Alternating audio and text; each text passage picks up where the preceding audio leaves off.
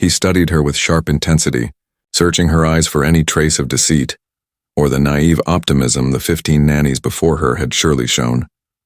"I'll pay you triple what was offered in the ad," he said abruptly. "But there are conditions, strict ones. You will never leave them alone. You will not try to make them speak or move. No music, no loud toys. Your room is next to theirs. There are cameras and I'll be watching. Do you understand?" Isabelle nodded. The rules felt like a cage, but it was the same cage those two girls lived in. She would have to learn to move within it. "Yes, I understand," she said. "Good," he replied, his voice carrying the faintest tremor. "Then come meet them. And if, after seeing them, you still believe you can find a way in, the job is yours." She followed him down a long hallway, carpeted so thickly it swallowed every sound. The cream-colored silk walls were lined with abstract paintings, cold smears of color that told no story. No laughter echoed through the corridors, no signs of childhood, only the sterile perfection of a life interrupted. They stopped before a pale wooden door. Victor hesitated, his hand trembling slightly before turning the knob. The room beyond was nothing like the rest of the house. It was large but softened by light filtering through white gauze curtains. The walls were a gentle lilac, decorated with childish drawings, smiling suns and chimneyed houses that now mocked a happiness long gone. In the center stood two blue velvet armchairs facing a wide window. In them, like dolls abandoned by a careless child, sat Alma and Clara. Isabelle held her breath. She had read about their condition, prepared herself mentally, but reality was something else entirely. They were beautiful. Their straight light brown hair was parted neatly, tied with blue ribbons to match their organza dresses. Their faces were identical, delicate, pale, porcelain-like, and utterly still. They didn't blink. Their breathing was nearly invisible. Their small hands rested open on their laps, palms up, as if waiting for something that would never come. Their hazel eyes were fixed toward the window, open but vacant. They were living statues trapped in a bubble of stopped time. "Alma and Clara," murmured Victor, his voice breaking into a whisper. "I brought someone. This is Isabelle. She'll take care of you." No response. Not a sound, not a flicker. The air was heavy, so thick with sorrow it felt almost tangible. Isabelle's chest tightened. It wasn't only the tragedy. It was the cold ritual of it all. The girls were immaculate, brushed, dressed perfectly every day, as though keeping up appearances could deny decay beneath. "This is how they've been," Victor said flatly. "For 3 years, 2 months, and 14 days. Are you still interested, Miss Garza?" Isabelle couldn't look away. In their stillness there was an unspoken agony, not rebellion, not malice, but pain so deep it had turned them to stone. And in that moment, she felt something stir within her, a certainty that this wasn't just a job. It was a calling, yes, she said firmly. "I'm still interested." The first days taught Isabelle patience. The mansion ran like a silent clock. Nurses in white uniforms arrived on schedule to tend to the girls, feeding and washing them with mechanical precision. No smiles, no words, only function. Every tick of the household felt like a reminder of life suspended. Isabelle spent her hours nearby, seated in a low armchair facing the twins. She didn't touch them. She didn't speak to them. She simply spoke around them softly, as though sharing her thoughts with the air. "The sky's gray today," she'd murmur. "Looks like rain. I used to love rain as a kid. My grandmother let me jump in puddles, then she'd dry me off with a towel that smelled like bread." Or, "This hallway is endless. I got lost yesterday looking for the kitchen. Mrs. Driscoll's grumpy. But her apple pie should be illegal. It's that good." Her words were ordinary, small pieces of life dropped like breadcrumbs into the silence. She spoke of weather, food, small memories. She didn't expect a reply, only to weave a faint thread of warmth through that frozen room. Sometimes she read aloud. Not fairy tales, but books about nature, about birds, about the seasons. Words that reminded the walls of life still moving somewhere beyond them. She knew Victor was watching. She could feel his gaze through the cameras. At night he would enter the room, kneel before his daughters, gripping the armrests until his knuckles whitened. Once, quietly, he said, "They're 10 years old today." Then he left, leaving behind an even heavier silence. In her free time, Isabelle wandered the mansion's labyrinth of beauty and grief. The west wing was locked. Once, through a door left ajar, she saw a studio filled with covered canvases. Elena Orango's studio. The scent of turpentine lingered like a ghost. The next day, the door was locked tight. Victor's grief had boundaries. One afternoon, as sunset painted the room gold, Isabelle was reading a poem about the sea. Something changed. Not a sound, but the absence of one. She froze. Clara always turned toward the window, sat still as ever. But Alma, something was different. Her breathing, once imperceptible, deepened slightly. Her fingers, usually limp, curved faintly, trying, it seemed, to grasp the velvet of the chair. Isabelle's heart pounded. She didn't move, didn't speak, just watched. Then, as suddenly the moment passed, Alma's breathing faded back into its ghostly rhythm. Her hands relaxed. But Isabelle knew something had shifted. A tiny crack in the ice. That night she couldn't sleep. She felt like an explorer spotting the first green sprout after weeks in snow. She couldn't tell Victor, not yet. He'd crush it under the weight of his hope. The next day she changed her approach. She began to speak of feelings, disguised as confessions to herself.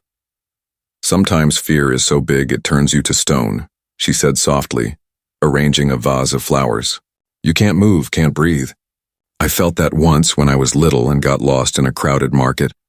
Everyone passed me by like I didn't exist. Then an old lady stopped. She took my hand. It was warm.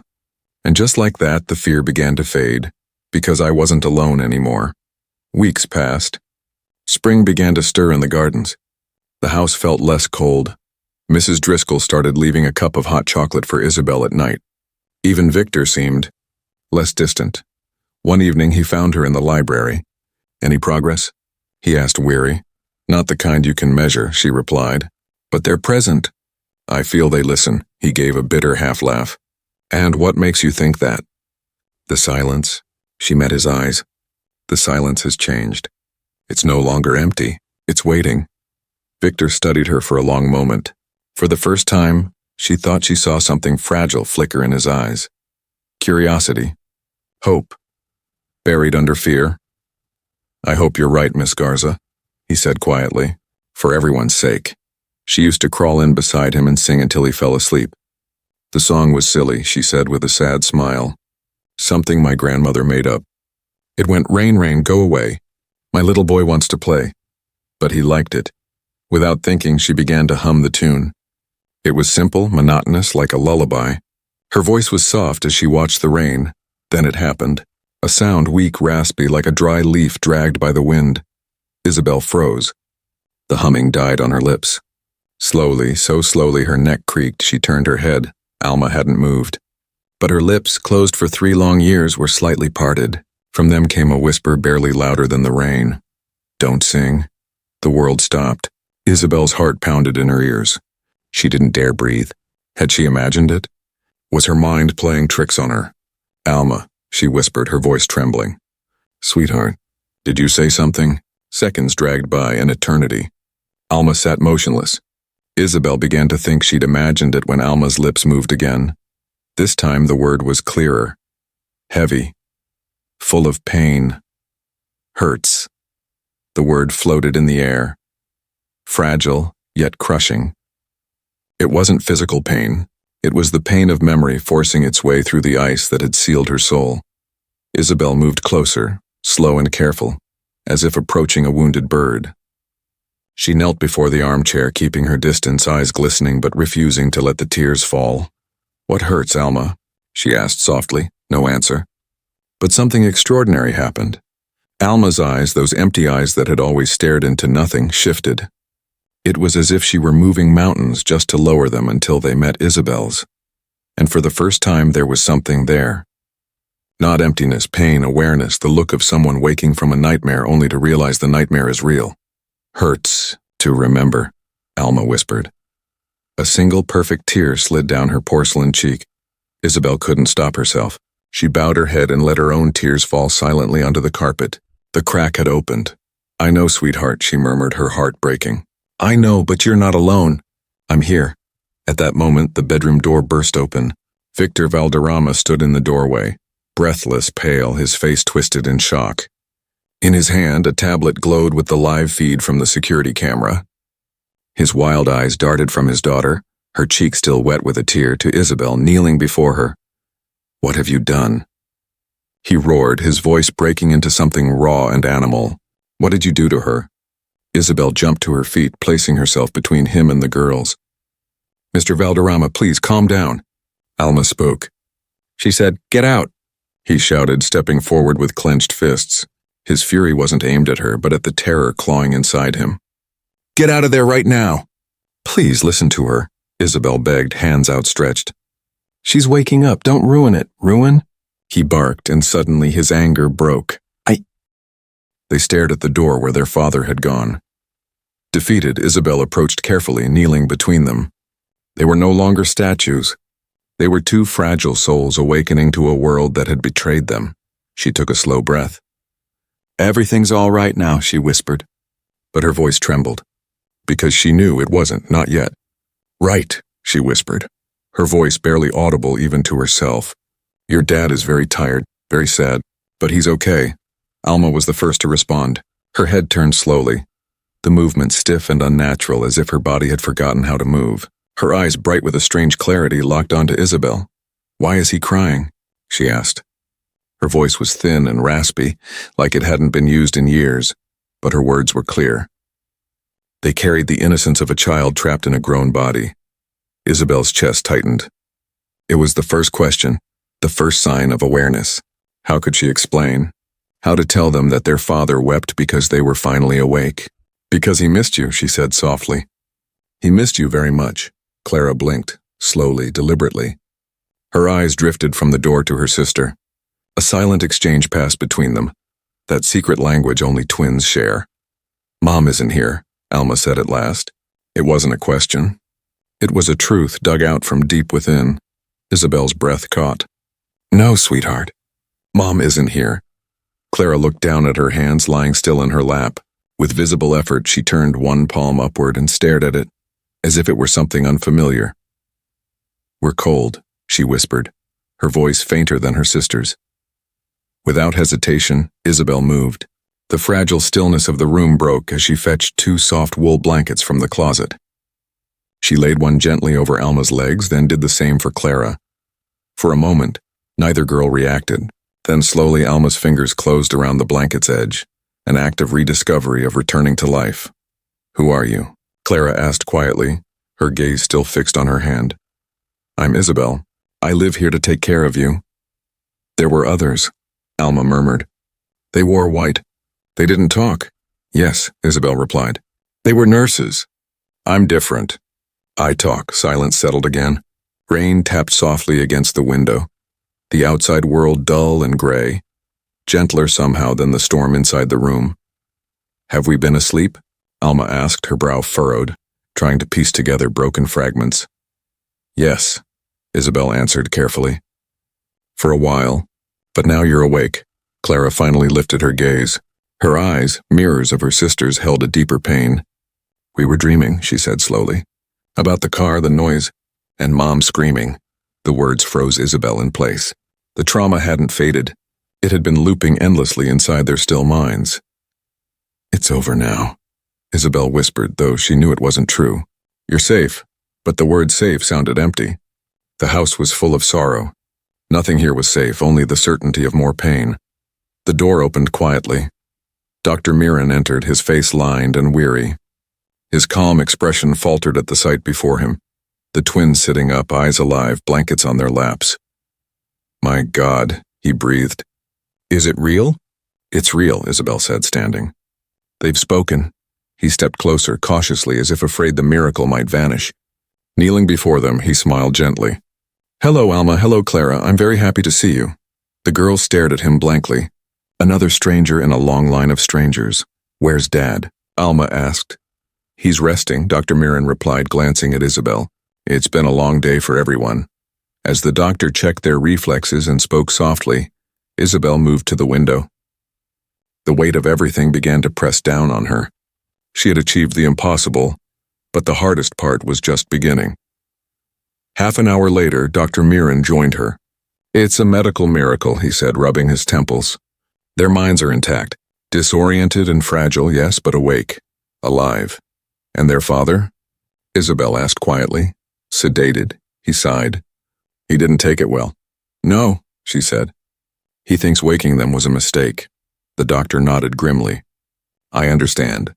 His grief was frozen for 3 years. Now it's all melting at once. That kind of thaw can break a person. Be careful, Miss Garza. A vulnerable heart can be dangerous. A chill ran through Isabelle. She understood. Victor Valderrama was no longer just broken. He was unpredictable.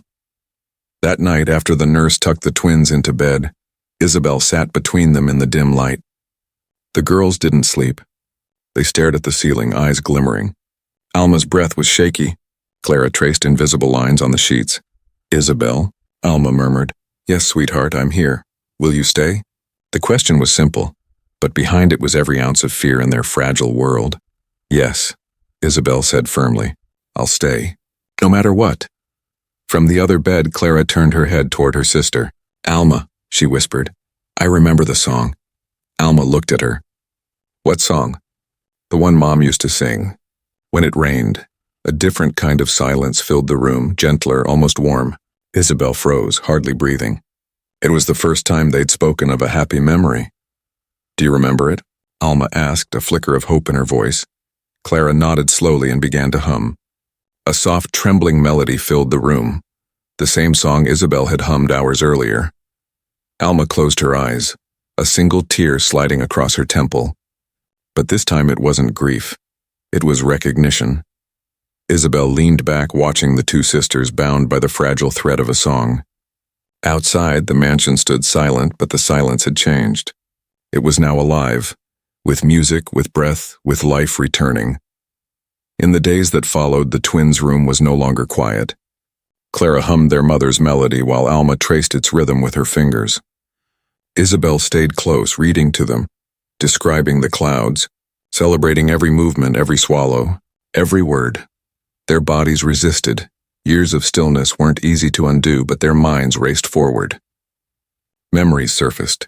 The smell of gingerbread, the red of a doll's dress, the rush of wind through an open car window. And always, like a shadow behind every memory, came the same moment. The trip? Alma whispered one rainy afternoon. There was fog. Dad said we were in a hurry. Beside her, Clara clenched her fist. Mom was furious. She didn't want to move so quickly. Isabelle, her heart clenched tight, stayed silent. She let them talk, let the poison drain out slowly. It was necessary, though every word cut into her like a knife. The fear of what was coming pressed heavily on her chest. Victor Valderrama was a ghost in his own home. He avoided his daughter's room. Dr. Marin had advised giving them space, and Victor clung to that advice like a lifeline. Isabelle would sometimes spot him at the end of a hallway, watching from afar. The anger in his eyes was gone, replaced by paralyzing fear. He looked like he'd aged 10 years in 10 days. The guilt of facing his daughters, now awake and aware, was consuming him alive. A week after their awakening, Isabelle decided it was time to leave that room. The world couldn't just be 4 lilac walls and a window. Let's go for a walk, she said with a hopeful smile. They moved slowly, Alma and Clara gripping her hands, their steps shaky and uncertain. The thick carpet felt strange beneath their feet. Their wide eyes took in everything. The abstract paintings, the soft light through stained glass, the echo of their footsteps. Then Clara stopped in front of a closed door, the entrance to their mother's studio. Here, she whispered, pointing. Mom painted here. Alma pressed her forehead against the cold wood. It smells like paint. And flowers. She always had flowers. Isabelle's chest tightened. Yes, sweetheart. This was her studio. I want to go in, Alma said suddenly, her voice filled with determination Isabelle hadn't seen before. I don't know. Isabelle hesitated, remembering Victor's rage when she had once tried to enter. The door's locked. Dad has the key, Clara said quietly. He keeps it in his waistcoat pocket. A deep, tired voice echoed from behind them. What are you doing here? Victor stood at the end of the hall, pale and exhausted, wearing the very waistcoat Clara had mentioned. They just wanted to stretch their legs, Isabelle said quickly, placing herself between him and the girls. They remembered the studio. Victor's gaze shifted from Isabelle to his daughters, curious, cautious eyes filled with fear they couldn't yet name. "This place is closed," he said, his voice rough and strained. "There's nothing for you here." "Yes, there is," Alma replied softly but firmly. "Mom is in there," the words hit like a stone. Victor's face went white. "Alma, please." "We want to go in, Dad," Clara said, clutching Isabelle's dress. "We want to smell her." The innocence of that request shattered Victor's final defense. For the first time, he didn't see the pain the studio held. He saw his daughter's need to remember their mother. With a deep, broken sigh, he reached into his pocket and pulled out a small key. The lock turned with a dull click, as if awakening from years of silence. The smell of dust, turpentine, and something faintly sweet filled the hallway. Inside the studio was frozen in time, easels covered by white sheets, jars of paint, brushes stiff with age. Everything was exactly as Elena had left it. Light streamed through the tall window, illuminating dust motes that drifted like memories. Alma and Clara stepped in reverently, brushing their hands over the covered canvases and dry paint. "She sang in here," Alma whispered. "Yes," Victor murmured from the doorway, unable to enter. "She always sang." Clara moved toward a smaller easel in the corner. A paint-stained rag barely covered the canvas beneath. She hesitated, then pulled it away. It wasn't a finished peg.